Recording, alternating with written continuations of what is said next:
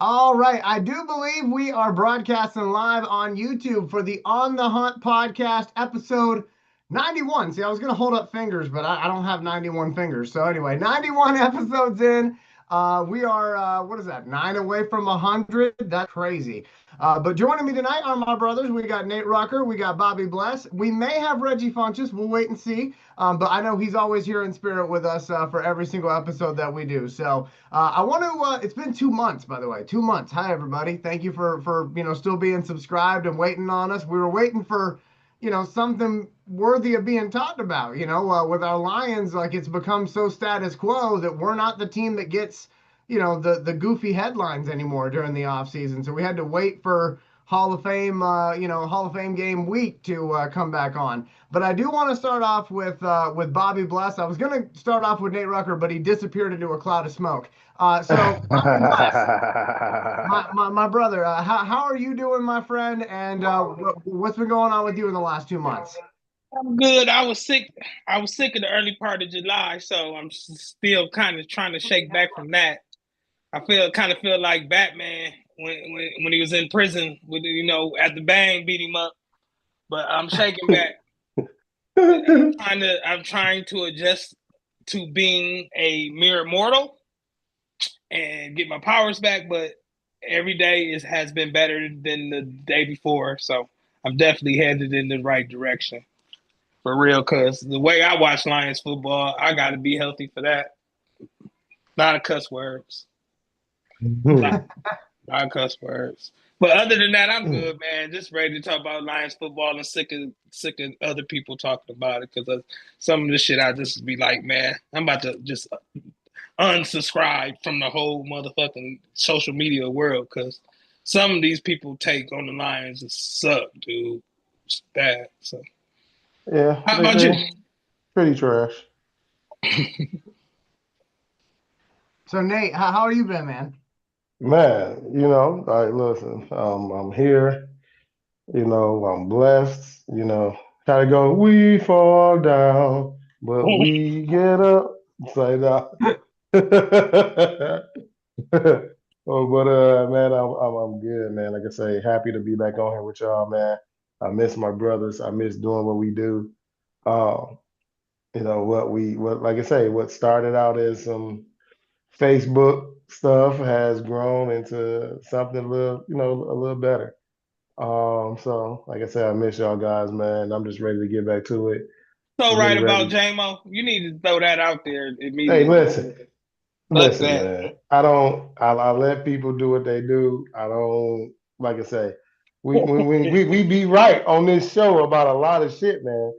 And people love to steal our shit. So I'm just waiting because sooner or later, every time we seem to talk about something, miraculously we look up and it's a post somewhere Yeah. about the same topics.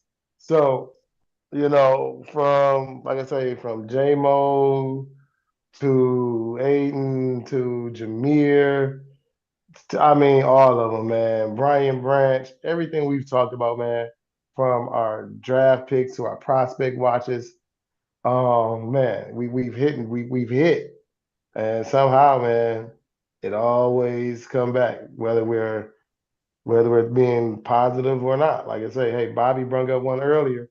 Me and him talked about Christian Watkins long. What was Hey, that, Bobby? hey. 5 years ago, and we was I like, told you, I don't care how good he is. It's only a matter of time where it's gonna be a distraction. I said I don't care. Hey, I ain't gonna lie. He lost his spot when he did the splits. I already knew it was yeah, wrong. remember that? Yeah, the national championship it was over, Yeah, dog. I yeah. was like, dog, did you That's really? it. He acting And a and fool. then and then you're actually cup checking on national TV, dog. Two It was wine fool. Hey, he two wine fool with it. If that's yeah. what he do in public, I don't even want to imagine what the motherfucker do in private. I don't. Take that, Diddy style, Diddy style. Sorry, no. That boy. Oh no. On a related topic, does everybody know how Michael Sam's doing? Whoa. mm, No, no, no, mm, no, no, no. mm. Nate's like, no, no, we ain't doing that. We just Somebody, our first somebody. show, our first show in 2 months. And Elijah goes right You back to brought like up, we never listen, left. listen, you brought up the diddler, okay? I can bring up Michael Sam, all right?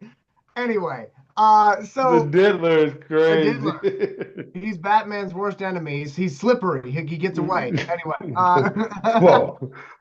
Whoa. whoa. Anyway, wow. Okay, so with all that in mind, moving on. So obviously Hall of Fame games coming up this Thursday night. I've gone through ebbs and flows with the Hall of Fame game. I feel like, my brothers will probably agree with me on this. Uh, when I was a kid, I used to love Hall of Fame game because that meant football was back, and it had Hmm. a special significance because they were playing there and in Ohio, Canton, Ohio, and it had a really cool feel to it, just like how the Pro Bowl used to have a really cool feel to it when it was after the Super Bowl, and you could see the different skills competition, but you could also see the padded football game, and it was actually a game, like it actually mattered and had significance. And then it feels like with both of those things, and we don't have to talk about the Pro Bowl tonight, but it feels like with both of those things, they've seemingly lost their value as the years have gone on, at least in my eyes anyway. Like, for example, the Hall of Fame game, you tune into it to watch the football game, and half the time the damn camera's not even on the game itself. They're doing sideline interviews with everybody that showed up that day. And it's like it just lost its spark. And I will say, I remember a couple years ago when they were all excited about the Hall of Fame game, they were hyping it up, and then they couldn't even play the game because the field was messed up. And I feel Right. like once that happened, it seemingly, in my humble opinion, kind of went downhill from there. You just weren't as excited to see the Hall of Fame game anymore. And of course, in the last few years, you've seen situations where teams don't even play their starters anymore at all in the preseason or very little in the preseason. So you're out there watching guys who are, plumbers and electricians, as Bobby would usually say, and you're like, this is just not good football.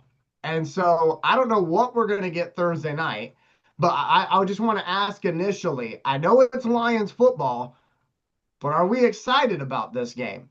Do we care about this game? Let me go to the number one Lions fan, Bobby Bless. Bobby, I know anytime the Lions are on, man, you're going to watch, but are you really excited about this matchup? And if so, why? Okay, I'm not excited about the massive matchup, but I would say I am excited for the football game. The Hall of Fame game for the real fans, not the casual fans. It's the guys that's been waiting for their next hit since February. That's what this game is for. You know what I mean? And believe it or not, I it like Herm Edwards used to say, they ain't taking score, but these games do matter. Mm-hmm. And as far as us Lions fans, as I know, our brother, I'm invested, you invested, Nate invested. If you a Detroit Lions fan, this is how you're gonna learn who on the team. Because with Right. do all these injuries and stuff, I don't know about the other teams, but I know Lions fans, we need to be paying attention because 9 times out of 10, knock on wood, these guys gonna hit the field. Let's at least know their name, right? So it don't really matter, and this is with your guy Hendon Hooker. Yeah. Shoot, you feel me? This is time. So Right. you And got we're, to, and we're, and we're certainly going to dive into that, yeah, yeah, yeah. probably in But our next but segment. but I say that to say this, Elijah. You Yes. got to know these little. If you a real Lions fan, I hate to call people out by just saying that term. Yeah. You got to. If you don't know the storylines, are you a real Lions fan? So Right. that's where it comes Okay. down to it to me. How about So, you, Nate?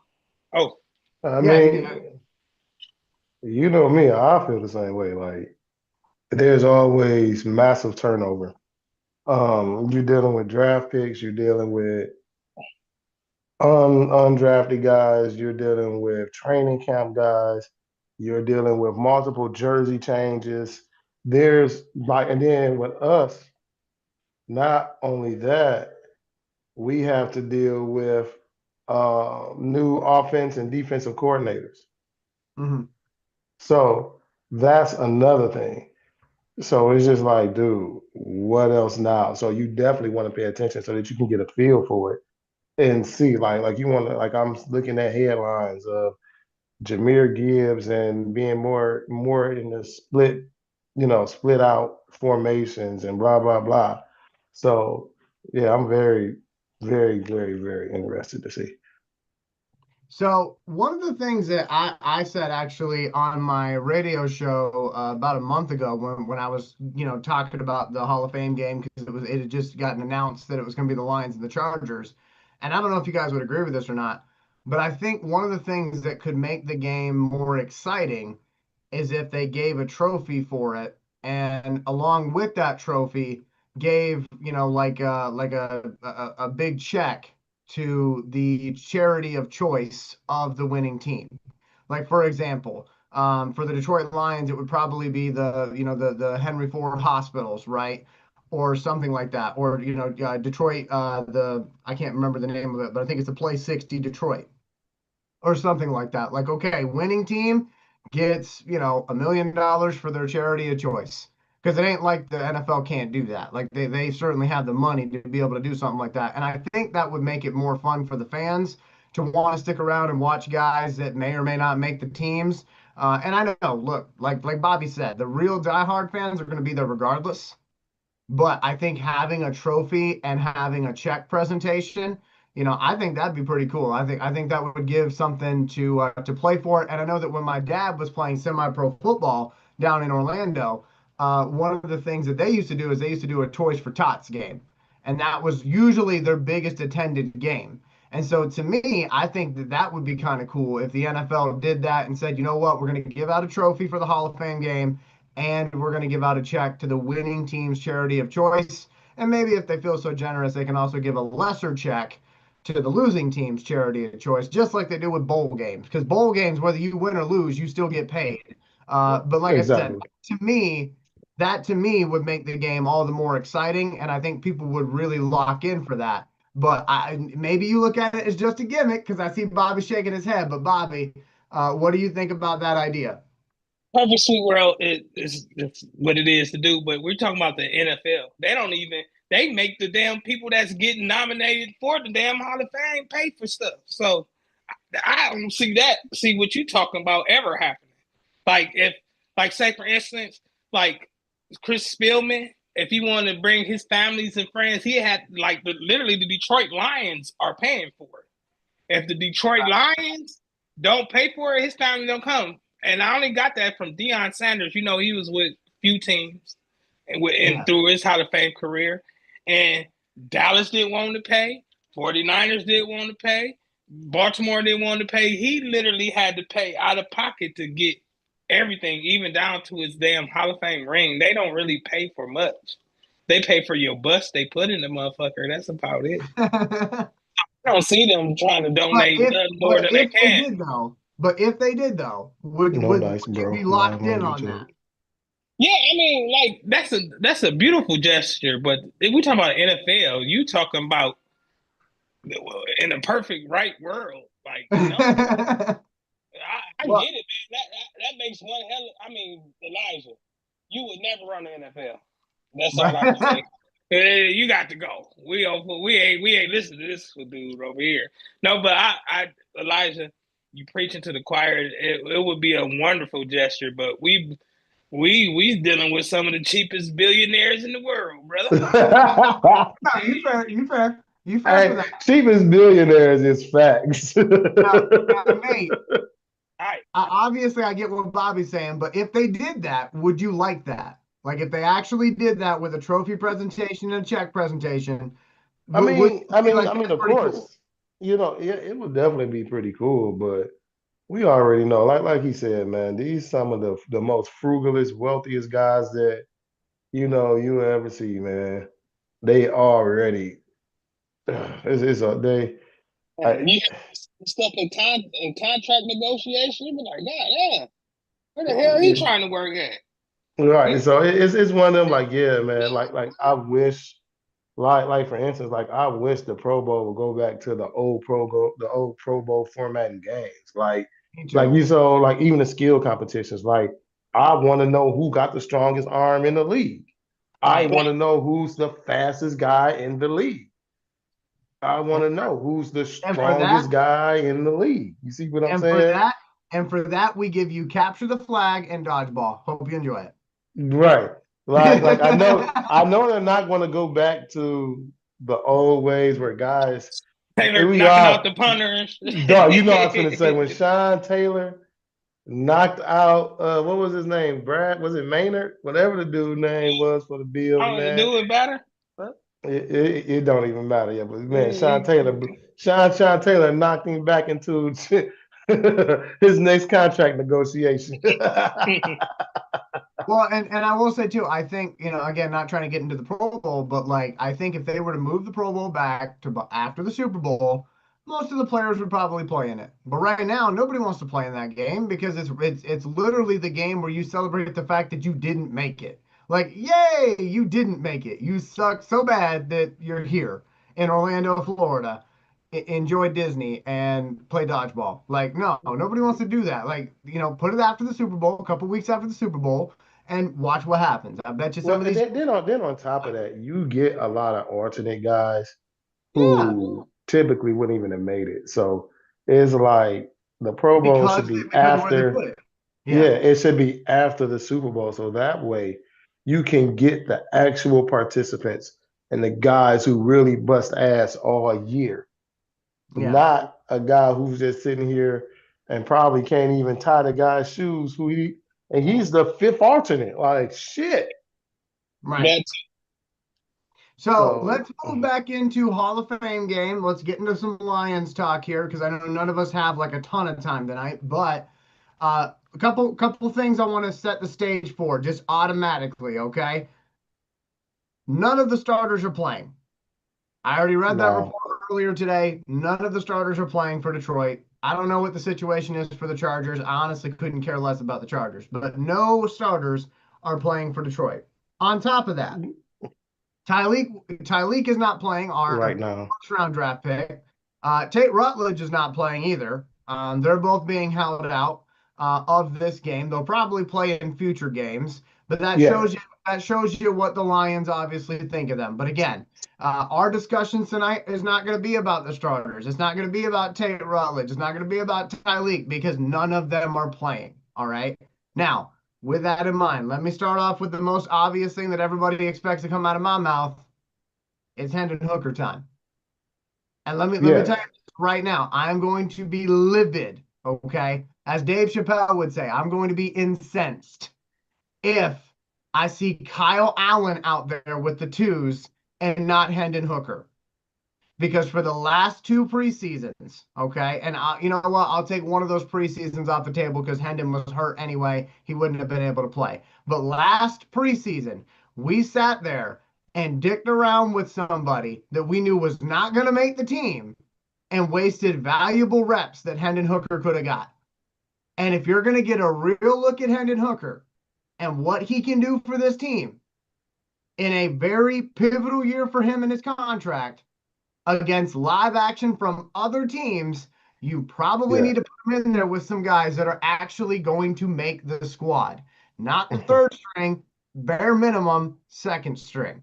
But with that being Facts. said, Hendon Hooker, this is it right here, man. These 3 games are everything for your whole career. Because if you don't latch on to Detroit, somebody else, if you play well, might want to go get you. I got tremendous faith in Hendon Hooker. I've heard good things coming out of camp, but I've also heard a lot of different podcast shows out there with way bigger budgets than ours have already buried Hendon Hooker and had a service for him. And that to me is just crazy. I don't know where they get that from, but I was hearing some of the bigger Detroit Lions podcast shows saying, "Oh no, he's clearly done. He's just trade bait." It's like I don't think they think that because otherwise he would have already been gone. But Nate, let me toss it over to you because you already know my opinion on Hendon Hooker. I love the kid. I'm rooting for the kid, but what do you think that they're going to do with him? Because again, last season they literally put him as a third stringer behind, and I can't even remember the guy's name. I just remember him as the meanest handoff in the league because I don't know. Stuckville. Yeah. Nate like- Nate Suck Nate Suckfield.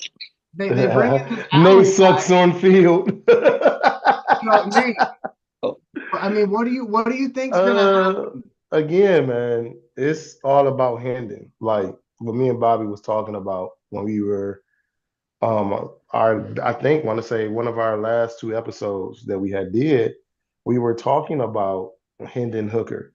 And we were saying that he has to earn it because in that playoff game, Teddy Bridgewater walks right off the street. Mhm. So to me, they did not have enough confidence in Hendon in that game. Like, it's just different if I can say Teddy had been with the team all year long. He's a vet, blah, blah, blah. We know that.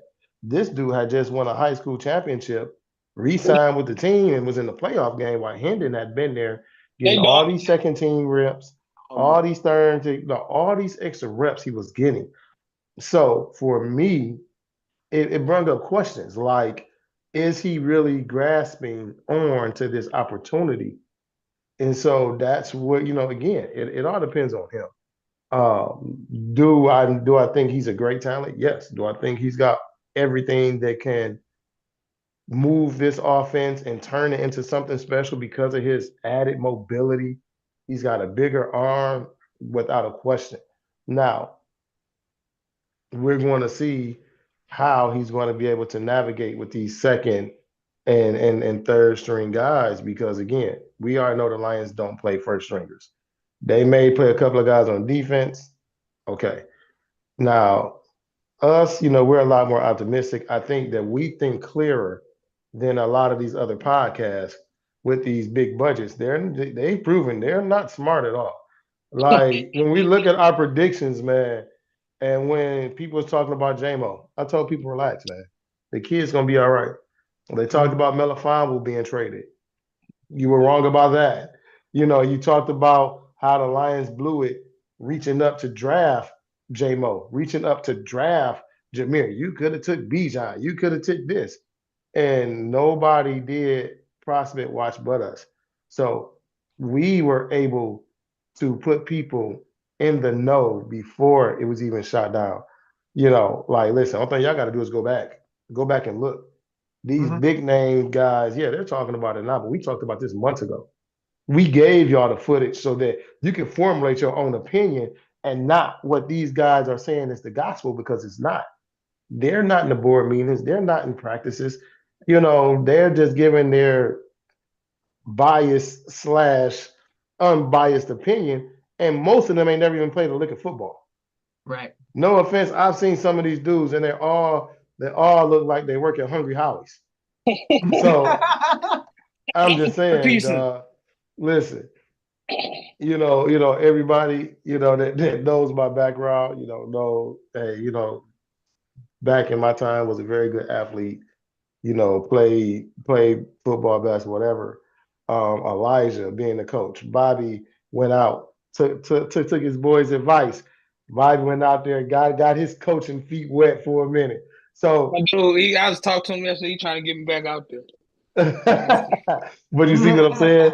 It's just not like, out there for real. It's just not like we're guys who just sit behind a computer, wait for a take from ESPN, wait for a topic from ESPN, and then branch off of it. We don't do that. No. We formulate our own meetings, our own content, and we look up. And I'd be like, man, y'all could at least just give us a little tidbit, hashtag, on the Hunt podcast. But I'm just saying, but Hendon, man, he's got to grasp this opportunity because, again, every preseason game, you're auditioning for another team because you're not guaranteed to make it with the team you own. Right. So he needs to do what he needs to do, bust his ass and show, hey, yes, we know you big. We know you can run, but can you manage an offense? Can you run this offense? Can you be tight with your passes? Do all these things that Eli brags on you about.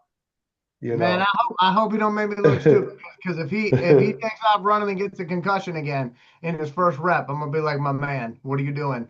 But my question is, Nate, before we toss it over to Bobby, do you think he starts the game, or do Hmm? you think he goes He out there better. first?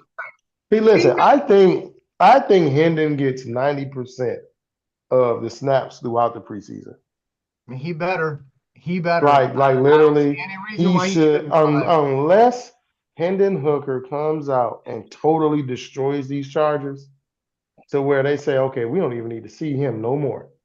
We're not auditioning. Like literally, if he comes out and is drop dead on target, goes out those for a couple hundred yards, touchdowns, you mean no turnovers, manages in the offense, then yeah, then it's all good. So I mean, we gonna see. Bobby, let me get your opinion on where you think Hendon will play. Do you think he'll start, or do you think he'll come in later in the game? And then I do have one more Hendon Hooker question before we keep it moving with other players. I'm more of the fact that if he don't start, that's not good for him at all. So just being a supporter to the black quarterback that I'm like I always been, I'm gonna say he better damn well be starting. Because if he don't, man, I really feel like it's the beginning of the end for him in Detroit. Because he not only I can understand Teddy Bridgewater. It's Teddy Bridgewater. You feel me? Yes. Yeah. Right. So I can't really be like, even though he should he should have been able to keep Teddy Bridgewater on the couch. But I can understand The them experience and the playoff experience that he had. exactly. But I don't even know who the other dude is. Name. We ain't even seen his name, right? So shit. I hope so. And I believe in him too, because I feel like, it's this second year past his knee injury, right? Yeah. Right? And it's basically his third year. Well, yeah, it's basically his third year around the same team, basically under the same system, right? With the same players and Right. playmakers and stuff. So he should definitely have some kind of rapport with the number 3 through 7 receiver, right? So Yeah. it comes, yeah. So the guys he's used to practicing with gonna be the ones out there playing. So And that's where I want to go next with our last Hendon Hooker question before we move on to some other players. Nate, I know you know the roster like nobody's business, and I know that Bobby knows it pretty well too. Admittedly, I don't know wide receivers 3 through 7 off the top of my head. I got you. But I got but you. my question is, obviously, we know for a fact we are not going to see Hendon Hooker handing the ball off to Jahmyr Gibbs or David Montgomery or throwing it out to Sam Laporta, or throwing it out to JMO, or Amon-Ra St. Brown. So who is he going to be being judged with? Because again, he's playing for his career in Tesla, year 3, him, and it's like, Tesla, hey, that's his name, Tesla. I've heard Tesla. good things about him. I've heard good things about him. Tesla. But Nate, who is he working with in this pressure situation on Thursday night? It's definitely going to be Tesla. Tesla. The lie is a drag word, la. Okay. But that's the guy that has been, the way I'm looking, the things I'm seeing, that has been shining throughout training camp. So they definitely want to see, this big guy. Like he's not your typical, I hate to say this. They say white boys can't jump and I can't knew that's run. where you were going to. He a beast. Hey, He a listen. beast. He's going to get a chance to show that And 4.4 speed. he grew up a Lions fan. Yeah, I mean, right. He is from Michigan, so he's going to get a chance to show that and be like, hey, listen, I'm not your prototypical white guy. Like, listen, I am athletic. So Eli, guess what? He's bringing you guys back. No, So wow. it's okay. Okay. No, that ain't Julian Edelman. Last year it was Cooper That ain't DeJean. Edelman. This year it's going to be Tesla. But we're coming back. We're coming back. Right. Hey, yeah, y'all definitely making a comeback. Hey, listen, don't feel bad. For a long time, us, chocolate guys, we didn't have no love out here. Okay, but Thank that was for different God. reasons. Though. It wasn't because of athletic ability. It was because of different reasons. Elijah, you so damn stupid, man. No, but I'm just being honest though. I know it's funny. Nate He's trying so to act damn like it's the stupid. same. It was never about the He's fact so that y'all fucking couldn't stupid, play. man. It's like that scene from Longest Yard where Brucey, he's like, "No, I'm never gonna get to play." I bet you that was the Right. first thing. They're like, "Damn it, now I'm It never did, gonna dog. Listen, I laughed so hard, man. And he was like, yeah, go ahead, throw a pass. Hey, and threw that bitch in the ground. He said, now that's why. Now sit down and shut up. But that's too funny. God, stupid. Again, so Tesla, running back wise, Nate, who do we got? Reynolds? He's still there, Um, right? yeah, Baki's still there? you know what? Yeah. He So, got so something. listen, so you Yeah, know, Baki ain't they no went out. bum, so. Right. So like, again, you've got Reynolds, you've got Vaki. Those are the primary. Those should be your two main primary guys. They What's did, Raymond? Khalif Raymond? yeah, He need to but be out there too. they know what Khalif's value is. So Khalif definitely most likely won't see the field. If anything, he Yeah, may he is. start, just as a security blanket for Hendon. They got And I'm DJ trying to, Drops. DJ yeah, Drops gonna be out there. Dominic Lovett. yeah, It's he's always like definitely it's gonna not the be out ball in the there. most pressure moments.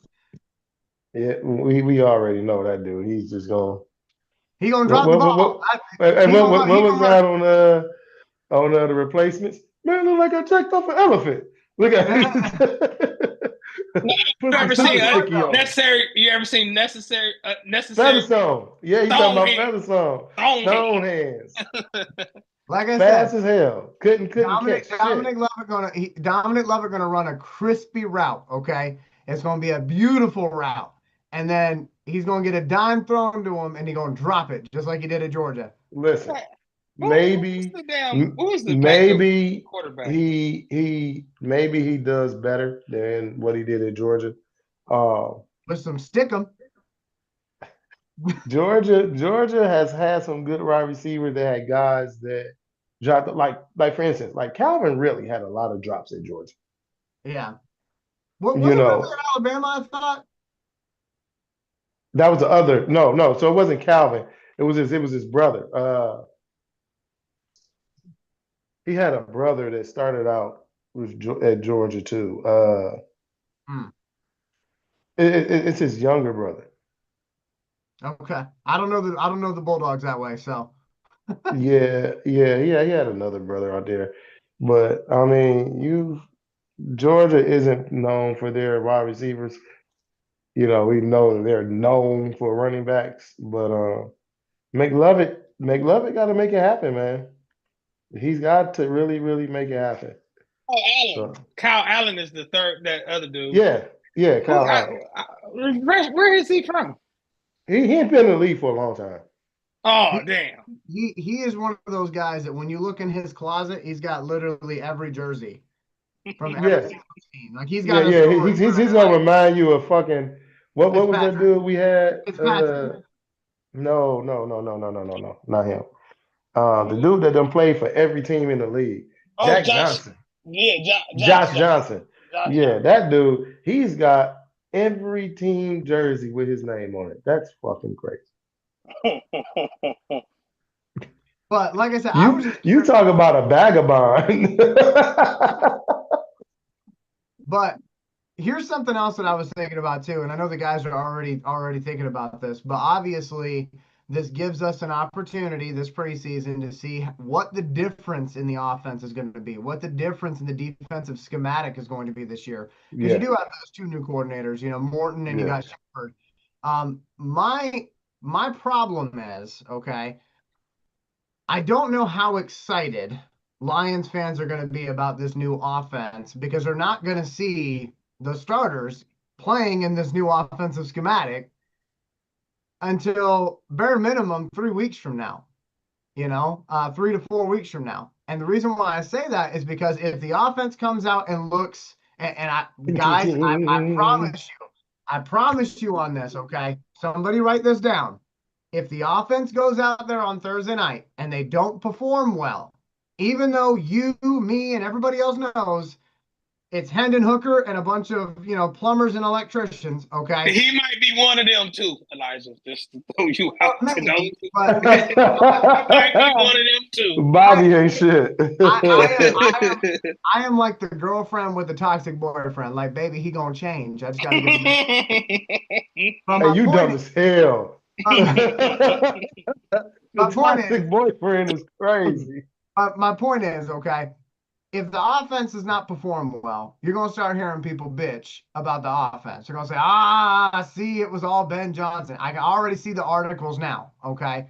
And the problem with that is, again, you are not seeing the people who are going to operate this offense out there on the field playing.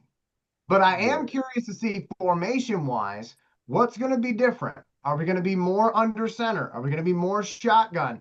I heard rumors that we're going to be more two split backs. That's what I kept hearing, just like they do with Barry Sanders in the 90s.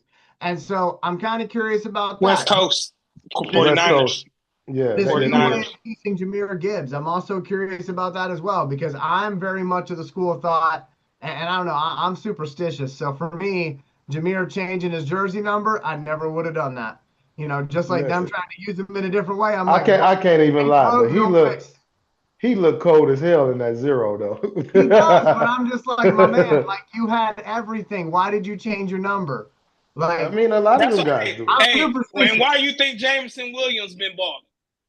Because he got rid of that fucking bad luck ass 9, but whatever. Right. And like I said, but it was no way that Maurice Alexander supposed to have a number 1 jersey anyway, dude. You was fucking dropping goddamn punts. Like, dog, come on, man. Lions know they was wrong for that. How you gonna give a damn journey when the number 1? Come on, dog. So, I hope people been paying attention. Formation-wise, schematic-wise, let's go to Bobby Blush first. Bobby, offense, defense, just talking about not necessarily the players, but the schematics of it. What are you looking forward to seeing offensively and defensively from these new coordinators? Go ahead. To be honest, I might just be the odd man in the room. I ain't looking for difference. I'm looking for more of the same. And the reason why I'm looking and I'm going to start with the defense first real quickly. Okay. Because Shepard been there. Yeah. Shepard been there. And whatever – and Shepard been there. Shepard been the one putting guys in there, not based on their accolades, but literally on how they play. Remember him saying, I don't know if he said, if he the better guy, he the better guy. Ain't that what he said? So I'm looking more of the same with that, because I feel like Shepard was always the assistant DC if we had one, maybe. So I'm not really looking for too much to change.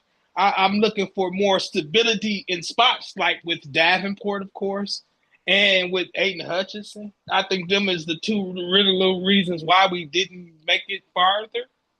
But as far as the offense, believe it or not, I'm looking for more of the same too. Because the guy they got ain't a stranger. That's what a lot of people is not realizing. This is not a guy that's not been around. Not just Jared Goff, but he's been around the whole team. He went and worked with Sean Payton for 1 year, maybe 2? But 2 years. Yeah, but when Campbell Goff and this regime first started, Morton was guys that was originally on the ground floor. So I'm looking if I'm looking for any more of a difference, I'm looking more for, just like you said with the split backs, Montgomery and Gibbs out there at the same time. I think it's kind of foolish to have just one of the two out there. I think not more, because just like Nate was alluding to earlier, they're going to be splitting him at wide receiver. So as long as Montgomery on the field while the youngster is splitting out wide receiver, we still have a legit run threat that needs to be taken seriously. So, and as far as if things don't come out well, We had one of the best offenses in the league the last couple of years, and Lions fans were still talking shit. They're gonna always talk shit, so it don't even really matter. Just look for the familiarities. I don't want them not using plays that work just because Ben Johnson made them our plays. Just like on Waterboy, we'll send Dan Campbell up there on him, take his Right. playbook if we got to. No, but I'm just saying, like don't look for nothing. Don't be surprised if you don't see much difference as far as like Right. play schematic. Now, how they call the plays, that's just gonna have to be different. We're gonna have to look at that. But I'm excited to see less trick plays and shit. We got good players. We ain't gotta trick too many damn people. That's just how I feel.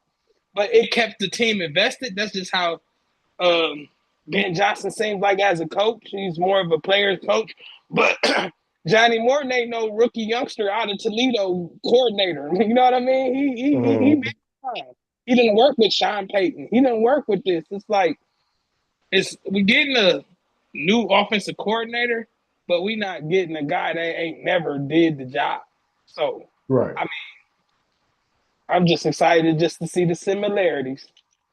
The no drop off. But that's what I want to see. But I kind of get what you were getting at, Elijah, because as Lions fans, we become spoiled. We want to see a top 10 Sports Center play every damn drive. So we done got greedy, but we got to remember, man, we still got the same chess pieces. Yeah. And like I said, I'm looking at that from a coaching perspective. Like I said, every coach has got their own style, and you're not going to hire somebody and say, now run the same damn thing that Ben did, But before I toss it over to Nate, I do want to throw this out there, and this is not me taking a victory lap or nothing, but I think it needs to be said because Nate did talk about the fact that we say shit and then it ends up happening. Do y'all remember when I said to y'all, Ben Johnson is going from having a quarterback that will do whatever it is he tells him to do all the freaking time to somebody who might want to trust in his arm a little bit more and say, Coach, I know what you called, but I'm going to do me. They are already having issues in Chicago. Willie Beeman. That's who he reminds me of already. But they're already having that issue in Chicago. Yeah. Like they were talking the other day about how Ben Johnson was chewing out Caleb Williams at practice because he can't even get him into the play right. And so again, maybe that's Ben Johnson trying to look a little tough and show everybody what he's got going on. But I think it's also a battle of wills there between Caleb and Ben. And I said it's either going to be a beautiful thing or it's going to end up being a horrible thing. So like I said, I just want to throw that out there that it seems I may have hit the nail on the head on that one. But Nate, I want to go to you. Schematic-wise, offense, defense, what are you thinking is going to be different, and what are you looking for schematic-wise from these quarterbacks? Well, everything I've seen and that I read, that everything's primarily going to be the same. Even down to the trick plays, like they said, that's just part. The trick plays are a part of who the Lions are now. They have made trick plays cool again. Now, I don't know if Morton is truly a film junkie the way that Ben Johnson is, where he goes and looks for plays that work, didn't work, plays that were plays that were fuck ups, and then made something happen. So I don't know about that, but the only thing I can say is that I know with the growth that these guys have shown, especially, and I'm gonna keep tooting it. I should have worn my free JMO shirt. People talking about some JMO K1 routes. Like, this guy is looking so explosive. That was route he ran yesterday. I seen yesterday. Yeah, man. How people was talking about, well, he doesn't put in work. He doesn't do this. They lied. Me and Bobby's only thing was that we wanted to see him catch more with his hands versus his body. Which in camp we've seen him more. And give him a chance to run other routes too. Yeah. I feel like it came out. He's not holding back. It came out like Ben Johnson was holding back on the route. I won't say he was holding back. I think that with the injuries, with his little bit, I won't say a little bit, but with his national off the field issues, that he really needed to get comfortable. He never truly had enough time to build that chemistry with Jared Goff, where Jared Goff truly trusted him. Now, the downside, what my biggest question is going to be the offensive line. Yeah, Because, the inner, yeah, for sure. so they're already talking about Christian Mahogany being that dude. But my thing is going to be the center That's gonna be and that Graham. guard. It's gonna be Graham. Right. We Graham know gonna be the Graham's going to center. be there, but it's that guard position. And you know how important that is. Like Ragdoll, we used to remember Bobby, we called him Ragdoll for the first year. Yeah. We used to call him Ragdoll. Or flag And now. yeah, and he totally completely shut us the fuck up. Like I am him. If you didn't know, so I will give Bob Quinn credit for that. Ragnar was him. Mhm. Now it's going to be these other guys because Jared Goff had unmet. I mean, his trust in his offensive line, he wasn't worrying about shit. Right. Like, listen, I know I'm going to get hit, but I know with this offensive line, where most quarterbacks really have 2 seconds to throw the ball, I can get 4. I can wait for a guy to come across. I can go to my 4th and 5th read He one and of the guys still be good. So really that's going to stays. be, It's gonna be a big yeah, that's going to be the question. Defensively, Kelvin Shepherd, for I trust him. what, I already trusted well, him. yeah, everything I've seen on Kelvin Shepherd, the I'm defense glad they that gave him the he's going to job. run is just going to be a more aggressive version. You're Right. looking at the ascension now of Jack Campbell. Jack Campbell is going to be a green dot. So he's going to be the one out there. Remember, we talked about when did we think Jack Campbell would take that green dot from Anzalone? He got it now. He's got it now. But and again, you're talking about 6'4", 6'5". Dude is fluid in space. Dude, when he hits you, oh, you feel it. You giving that ball up if he hits you clean. You giving that. Boy, Jack Campbell, he brings the heat. So with that, and then you're talking about the aggressiveness of Kelvin Shepherd, who also is a player's coach. And he's going to put these guys in a position to make plays. You're talking about the growth, again, of Brian Branch, the growth of Kirby Joseph. Now we're talking about in the offseason, they're talking about how Terry Arnold has literally, his baptism by fire has ascended, has his ascension and his progression. I don't want to hear him rapping no more, though. Yeah, his. No, I don't want to hear him rapping no more. Only rap he need to know is that guess what? I wrapped this dude up and he got 2 catches. This guy. I'm wrapping him up in coverage. That's the only thing we need to hear. I don't want to hear no bars. His thing is gonna be yeah. I'm wrapping him up. Yeah, niggas. That N-word. My bad. Forgot YouTube. Elijah, I know you. But that's what we want to see. So wait, what? Go ahead, Nate. So that's what we want to see. We want to see just how good these guys are. So I don't believe everything was our coordinators. I truly believe that it was a lot of chess pieces had a lot. It was a lot of chess pieces, but it was Brad Holmes and Dan Campbell's ability to draft guys that are not only coachable, but they have the physical attributes, they have the attitude to fit. And like I say all the time, when you have 2 guys, hard work only beat talent when talent don't work hard. So when you have guys that have talent and work hard, you have no choice but to be good. And now again, we're back in the same driver's seat. Right. The only team that they have us behind is Philly.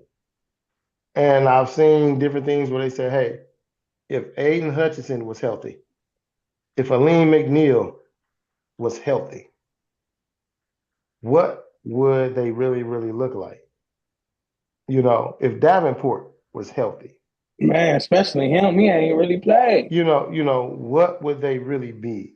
And it could be a reason why we questioned why the Lions never took a defensive end. Now, they did draft a guy who I've done a little research The on. Boise kid.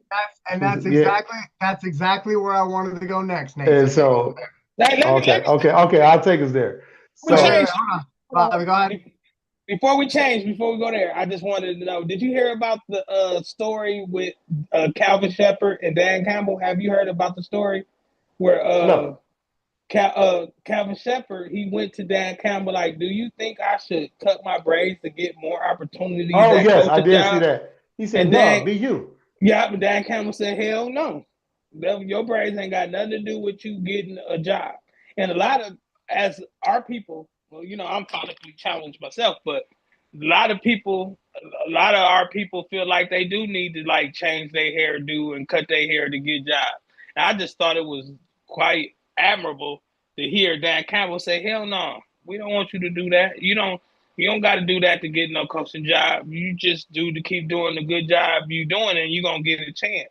So, and that was, and I just think that alone, kind of like what because Calvin, it would no Shepard could have went with AC. Aaron Glenn. Yeah, I mean with Aaron Glenn, he could have went with Aaron Glenn. But just that little like interaction between them two, is going to be a reason why. It's more reason why these coordinators, even though they're just stepping into the job, they trust Dan Campbell. And a lot of coordinators ain't got that. They got that belief in it. Because even with Johnny Morton, I heard him say the other day, we only gonna do what Campbell want us to do. You feel me? He ain't got no like itch he got to scratch or no show he got to put on. He gonna do what this man tell him to do. And a lot of people ain't willing to put their philosophy in another man's hands because that's basically what he's doing. So I just think. I think that's great that you brought that up, Bobby, because like I said, that's one of my concerns about Johnny Morton, not about Calvin Shepard, because he's been here, like I said. But with Johnny Morton, my biggest fear is to watch this offense regress. Because I remember when Dan Campbell first got here, it was Anthony Lynn who was the offensive coordinator. And I don't blame Sorry though. I don't blame Anthony Lynn. I really don't. Because if you look at what he had to work with, I mean, he did not have what the other 31 teams in the league right as far as weapons and chess pieces. But that didn't work.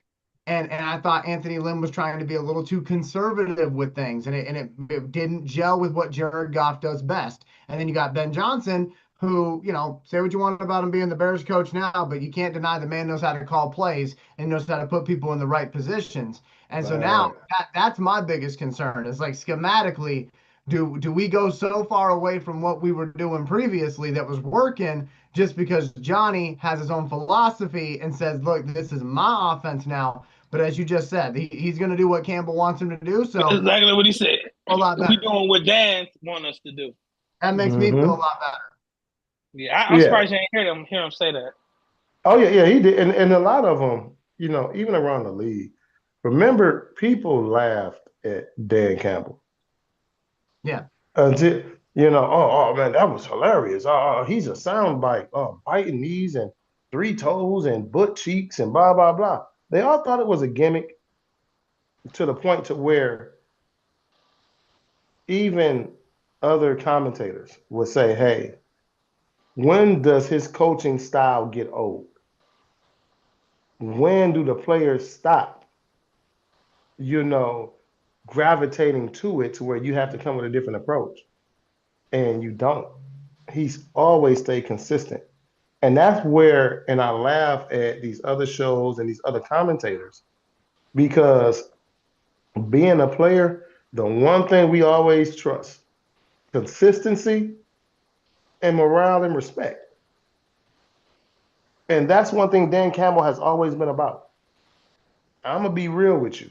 This is how it's going to go. Hey, you fit in or you don't.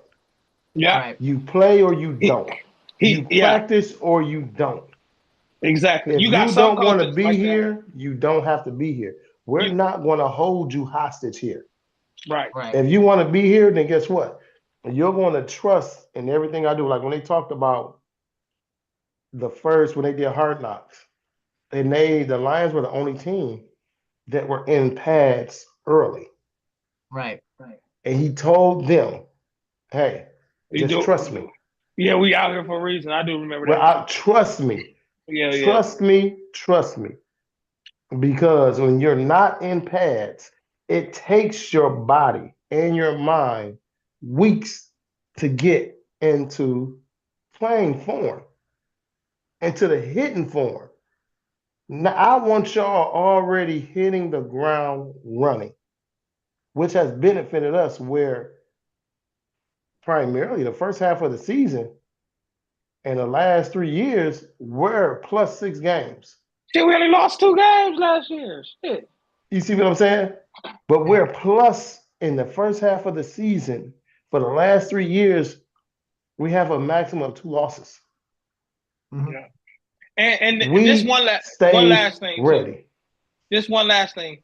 What with the common fan that don't have their own brain to think with, you a lot of times you feel like a coach is an offensive guru like Sean McVay, or a defensive guy like I can't think of nobody that's a deep Okay, like okay. You can say Vic Fangio.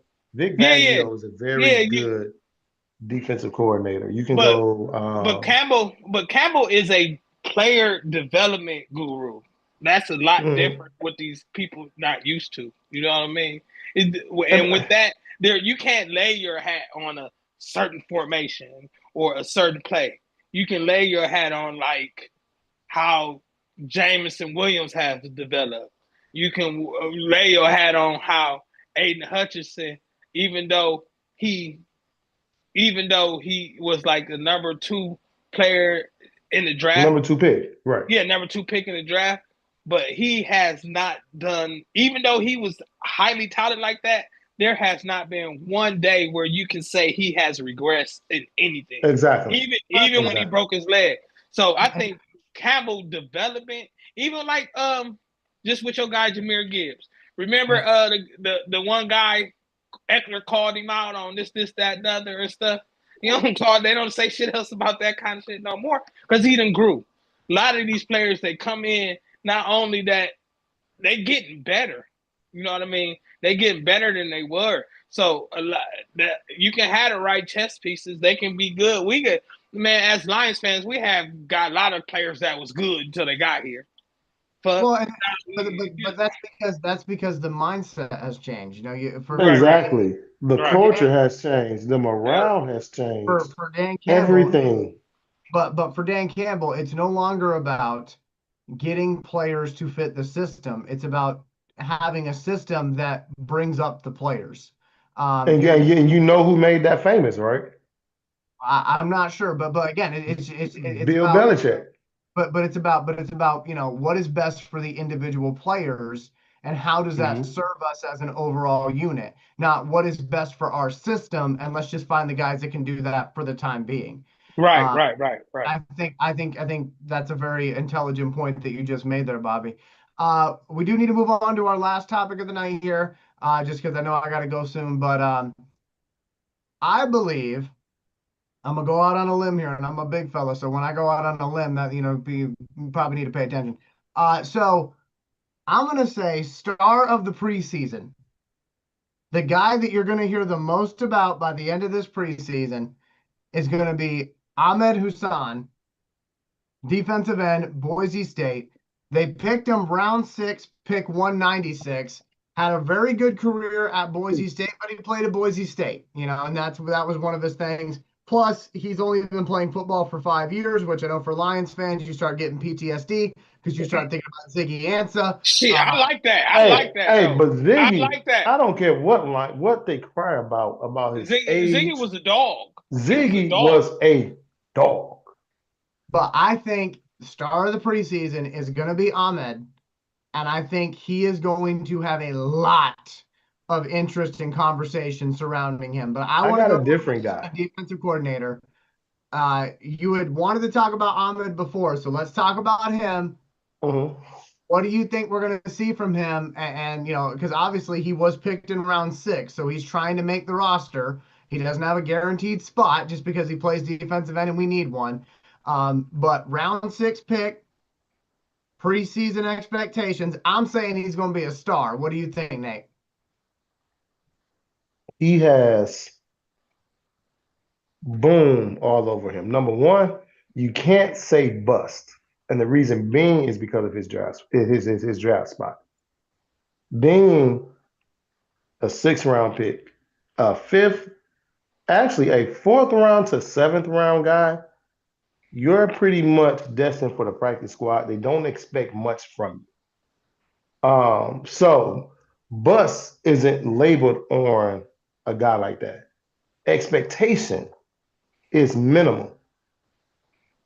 But when you talk about work ethic, you talk about enthusiasm, you're talking about a sponge, learning from your veterans, learning from film, you know, getting better in areas that you didn't think you need to get better in, but the coaches say, yeah, this is where we need you to be.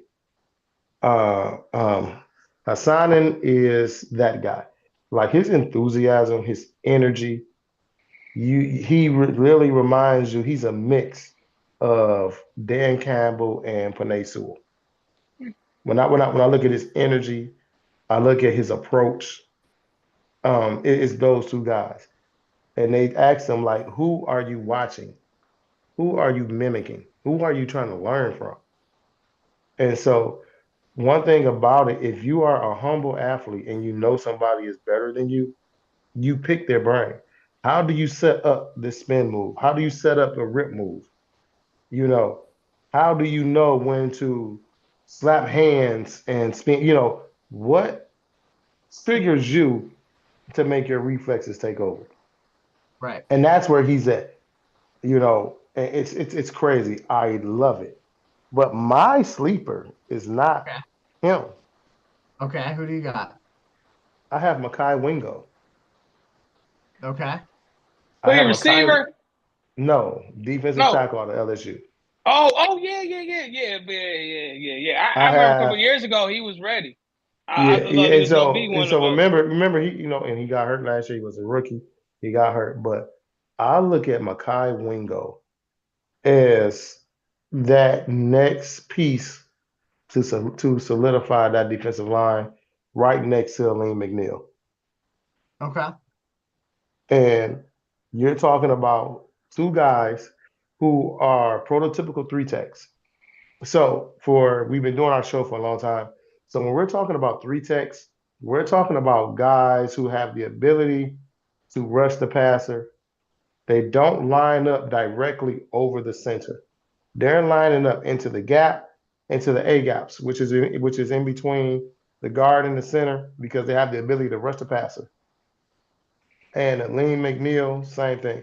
At first, if I was waiting, I was going to say Ozarike because Ozarike took a big jump. He did not have the sack numbers last year, But but he was in the way. He was he in. was in the way. When I tell you he Yeah, blew he up a was in lot the of way. plays, and him and Aiden were creating a lot of havoc and a lot of pressure.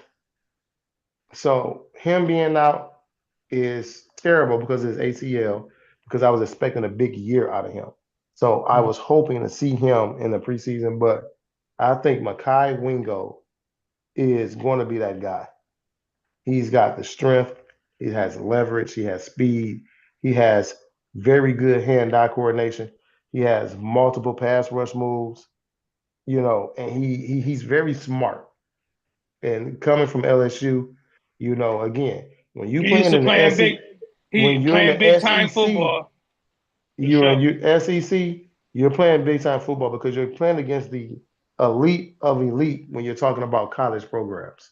So I'm expecting a lot out of Makai Wingo. And defensively, I think that's going to be the guy for the preseason. And offensively, I think it's going to be Tesla.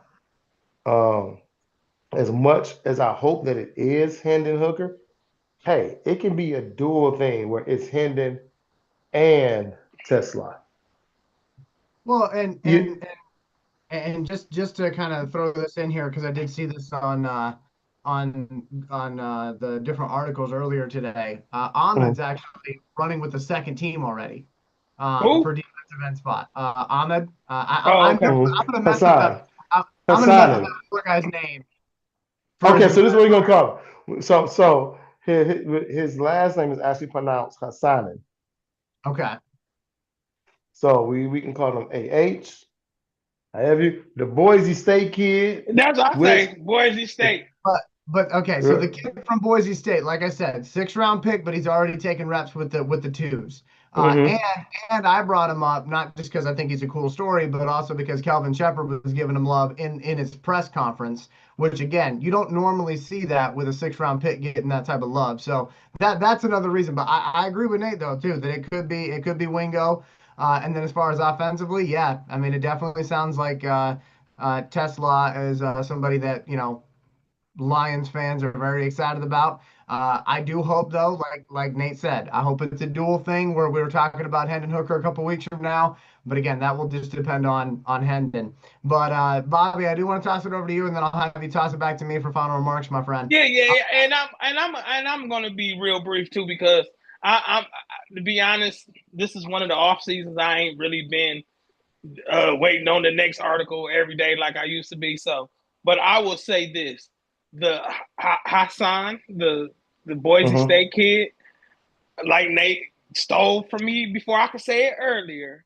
I like I like his energy. You feel me? I don't know. I can't really like say what he can do. It's just something about how he how it's how he projects himself. Where I feel like he's a guy that's gonna be around.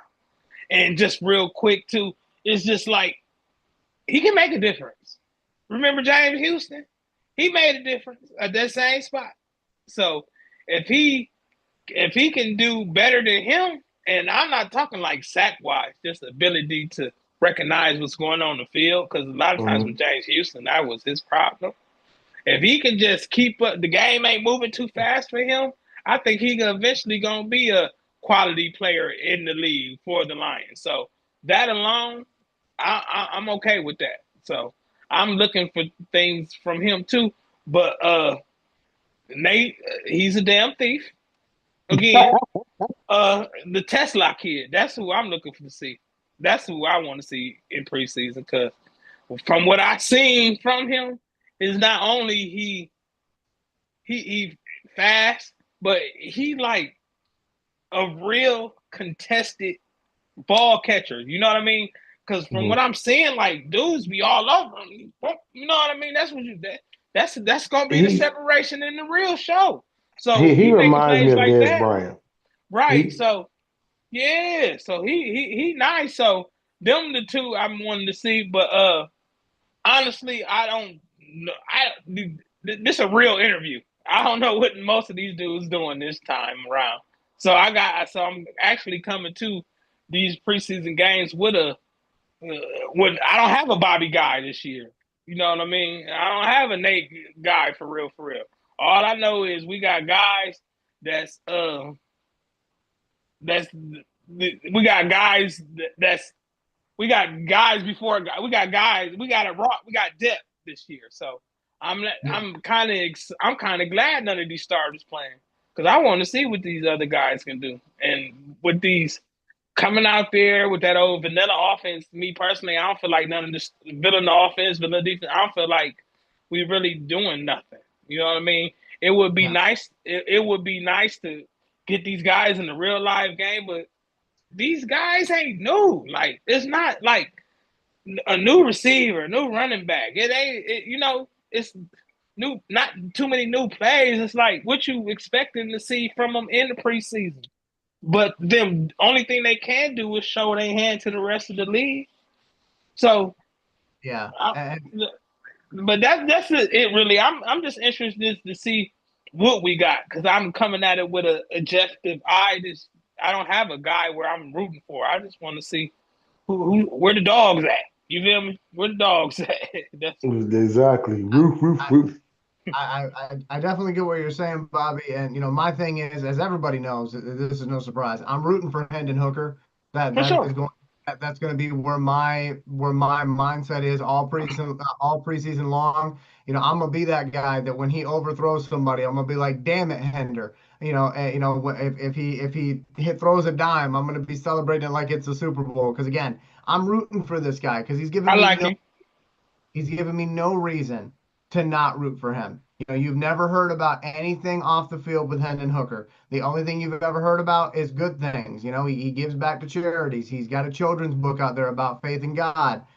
He has always been that guy who has just done it the right way. The problem is, though, Hey, bring me you another can be bottle. the greatest guy in the world, but if you can't get it done on the field, then we don't got no spot for you. True, And so true, true. that's where it's at. And I do believe, and Another Lions bottle. fans are going to not like this when I say it, but if he ends up going out there with the third string this preseason and they end up cutting him, I will be saying he never got a fair shot.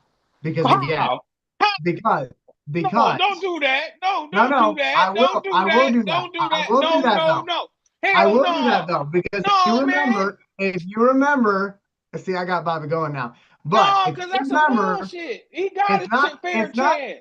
it's not some bullshit when you think about it like this. What, and it's been about 3 years, so I'm not gonna quiz anybody here. But when we did our prospect watch, I said to everybody that was listening then, Hendon Hooker, Jahmyr Gibbs, that's gonna be a deathly combination. Now, y'all go ahead and look through the tape. How many times has Hendon Hooker actually had any reps at all with Jahmyr Gibbs? He No, hasn't. it's more than He that, hasn't. though.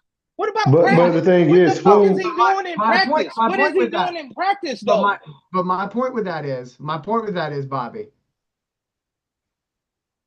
if you want to get a real look at the guy and what are you able to do with what we have, you got to let him play with the tools you got. And they've never done that. They've always put him up Man, there with he the had left arm. all Now last year maybe of being the backup, and then come on, man. He had all last year of being the backup. It's how he with performing in these practices while they got Teddy Bridgewater ass off the couch. but And listen though. he didn't have But no third stringer breathing down his neck to take his spot. They literally gave him the second spot. And he couldn't even keep a guy that was coaching kids off the damn field. and No. and again Facts. and again and again, my point with this is when you have a quarterback that you want to get a real look at, you at least give them a series with the starters. Every single team does that. No, hell If you no. actually, if you No. actually, even Look, Johnny his Manziel, only for problem, Goff all ain't the been getting hurt. listen, Bobby, Johnny Manziel literally had 0 hours of film footage logged Johnny on his Manziel was iPad, better than him. Johnny and they Manziel was still, better than him. I He don't know was about all better that. than him. He That's was crazy. better than him. That's crazy. But Yeah, Johnny Manziel was better than him. He beat my point Alabama is, twice. No, he was better than Hendon Johnny Hooker Manziel. beat Alabama. No, Yes, he listen, did. I'm What are telling you you. talking Not about? twice, though. Not twice. And Johnny Manziel is a way better passer than him. He know how to make plays more than him, and he know how to get the ball to the damn star. But nothing against Hendon Hooker. I'm just saying he was a backup quarterback on a team that went 15-2, and they still didn't want him to be the backup in the playoffs. That's an indictment on him. That's not him not Facts. getting the chance. You can't. That is the indictment on him. Why a team so successful still don't trust him at quarterback? They rather call somebody else that ain't played or practice. He in them practice every day, getting reps. They So don't got him in the basement feeding crumbs during practice. He did. Look, you said he didn't get a fair shot. That's the only thing. Now, he might not got the shot you thought he deserved, but that shot was more than fair. I think, shit, to be honest with you, he lucky they got another bum in there, because if they could have got somebody better than him, and they'd have been took his job. They still babying him because they got some motherfucker I never fucking heard of to even press him for the second spot. But He ain't got him out in the kind. He got Josh Allen in the kind. But like I said, Bobby, Save-A-Lot brand. Josh Allen. I said, Bobby, for the other 31 teams in the league, when you draft a quarterback that high, as they did Hendon Hooker, he got drafted in the third round. But we all know that it wasn't the third round. He wasn't no third rounder. He was a fourth rounder, wasn't he? He was a third rounder, I do believe. But my point is, he wasn't worth the when you draft somebody that high, you usually will want to see them with the premium goods. Like, for example, you're not going to ask somebody, okay, you're not going to give somebody the ingredients for a Whopper and then say, make me a 5-star meal. You're not going to do that, okay? And that's all that Detroit has been doing with Hendon for the last 3 years. They've been saying, okay, we're going to give you the leftovers. You make the most of that. Bullshit. We're going to judge you the same way that we would judge Goff. So listen, guys.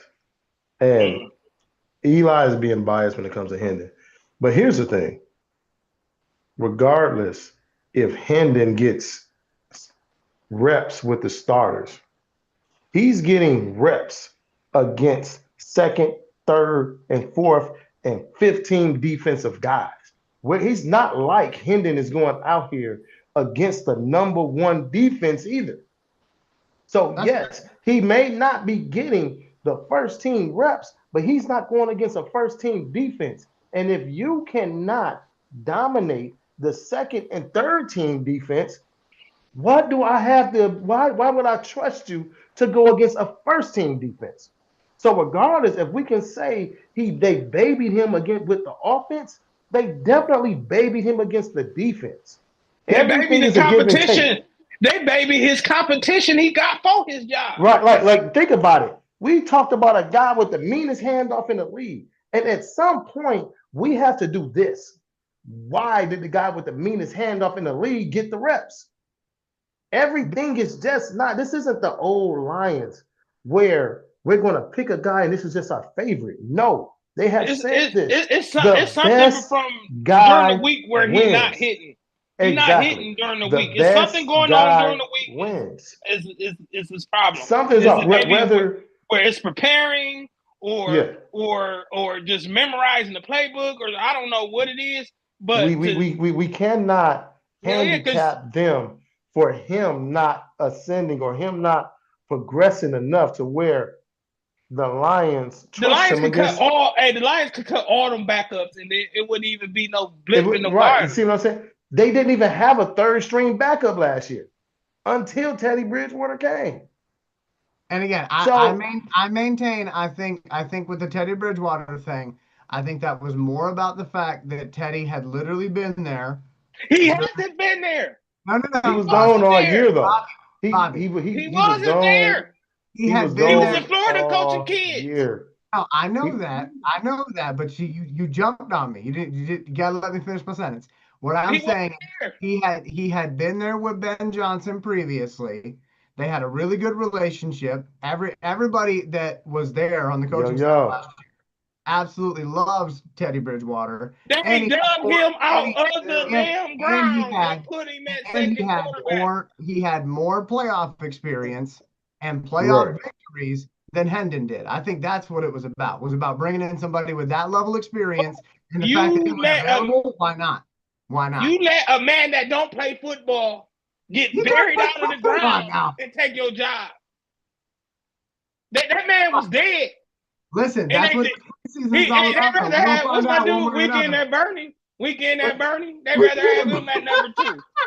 The damn dead body that only can move with the music and shit. Come on. You talking not Weekend at Bernie's. Yeah. But what I'm saying is, though, like, I get both sides, Eli, but he got a fair shot. That's all I'm saying. Your biasness shows when it comes to Hendon, because at the end of the day, he has a job to do. No, and I get that. He has to right. So think about it. So I'm just looking at it like, hey, let's see what he can do with the actual ingredients he would be out there. But again, because in that case, he can't drive my Cadillac. He can't drive my Cadillac. Listen, if you cannot dominate the second and third team guys where I don't have to question you or I'm not worrying about you. You Right. build my confidence up against the lesser guys. And if you can't build my confidence up with the lesser guys, that guys that we consider y'all are on the same level, y'all on an even playing field, y'all all second string. And if you can't dominate guys that are on your level and your tier, then there's no way I'm going to give you the If keys Teddy to Bridgewater the said he first wanted to team come guy. back today, Hendon Hooker would be out of a job. That we already seen that. If Teddy Bridgewater say, I want to quit coaching these damn kids and come be the backup for the Lions, guess who ain't gonna have no job? Hooker. So again, We'll see. every player has that P word. Everyone in Potential. every sport, whether it's baseball, basketball, soccer, football, tennis, boxing, everybody has To put Hendon Hooker potential. too. Don't think I'm not on Hendon Hooker's side. Right. You know how But, you but be. you know, right. But Yeah, everybody. you said Hooker this. I said no. I'm still root for Hendon I Hooker. didn't say nothing. No, All I'm but saying, I just he's think no he's victim. had his chance. He's no all He I'm, victim. has He's he no has victim. had and a chance. I hear what Bobby's saying. I'm just He's no saying victim. that if Johnny Manziel can literally be found in the equipment room because he got drunk the night before and was there. And he was still better than Hey, Hendon Hooker. but Rick, I don't care. Johnny I don't know. Manziel's failure was because of Johnny Manziel, which he came out himself and said that he Drunk. did not prepare. He didn't do film. He didn't do none of that. Johnny just went out there and played. So that in itself speaks to the difference in their ability. Right. But I'm out here winging it. But with Hendon, this will be the preseason to answer all the questions. If he don't Well, start not tomorrow, really, he better because what start it does tomorrow. though, hold on, Bobby. But what this preseason does, Eli, it goes against the point that you're trying to make, because guess what? This The is first chance. team guys aren't going to be out there. So it's still the second and third team guys that you have not been able to dominate. But Yeah, the train don't. It don't slow down for you to jump on. You catch up to jump on. But what I'm saying is, by the way, that was a great motivational quote Bobby just gave you. It don't slow down. You got to catch up. But my point is that if at the end of all of this, we never get to see Hendon Hooker with Jahmyr Gibbs, I will personally be pretty sad about that. Because like I said, I think that was going to be a hell of a combination. And there was going to be a point in time you ain't good enough. But there was going to be a lot of things that you could have done with that combination that you just simply can't do with Jared Goff. Now, that could be, but it's also the downside, though. We'll see. Because if Hendon Hooker comes out and balls out in these 3 games, and then I never have to listen to hear, about Kyle Allen or anybody else again. Shit, Teddy Bridgewater still might come back. I don't give a damn. I don't know why do you're like Teddy Bridgewater's a nice guy, but you no, because it is a slap in his face in his career. It is a real strike against him that a guy that wasn't practicing all year, but with the kids, come and take your job in 1 week after he was done coaching the kids. Yeah, because you have to think about it. I'm pretty sure playoff state. You're not in Teddy Bridgewater state. Didn't call them. They called Bridgewater. They had to call him. But my point is that at the beginning of this episode, we're talking about Teddy Bridgewater, his his charitable efforts and how nice he is as a person. But he a better quarterback than Hendon Hooker. But Bobby as a coach, he a better quarterback as a coach. Bobby shit. But you have Bobby Bless over there making it seem like Teddy Bridgewater is Hendon Hooker's own personal Jason Voorhees or something. I don't know. You acting like Hooker just trapped in some basement getting feet. Okay. So look, I'm gonna give you a prime example. So we all know wrestling, whatever, and so or even boxing. You have what they call is a gatekeeper. Yeah. So he might Hendon Hooker's gatekeeper is Teddy Bridgewater. The moment that you can prove to us that you're better than him and that you have put your foot past that gate, we won't need him. Not only, and then the thing about this going against Hendon is, again, the age. you don't have a lot of room to, hey, you don't got 6 years to grasp an offense. You don't got 7 years to say, I'm finally ready. You came out of college 26 and you were coming off an ACL. So your first game, you were 27.